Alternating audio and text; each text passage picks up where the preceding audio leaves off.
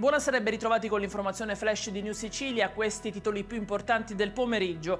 Arriva a poche ore di distanza dall'arresto di 4 persone il racconto di una delle ragazzine violentate dallo zio e dal nonno per diversi anni, una storia che giunge dal palermitano e che ha trovato la fine grazie al coraggio di una delle due vittime di raccontare gli episodi a un insegnante di sostegno.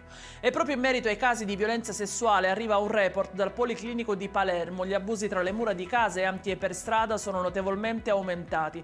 37 le vittime registrate al pronto soccorso ostetrico nel periodo dal 1 gennaio al 31 agosto di quest'anno. E ci spostiamo invece in Toscana, esattamente in provincia di Pistoia, dove un palermitano di 20 anni è rimasto vittima di un incidente stradale. Il giovane era andato a trovare la fidanzata, doveva rientrare in Sicilia in questi giorni, adesso si trova ricoverato in coma irreversibile. E rimaniamo in tema di incidenti stradali, ma ci spostiamo ad Alcamo, dove c'è un uomo ricoverato in gravi condizioni. Il 40enne viaggiava a bordo di una moto quando si è scontrato con un'auto. Attualmente si trova in coma farmacologico dopo un intervento alla testa.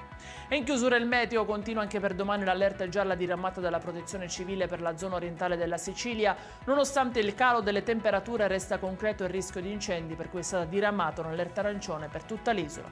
I dettagli su queste notizie li trovate sul nostro sito www.newsicilia.it e sui nostri canali social. Arrivederci e a domani.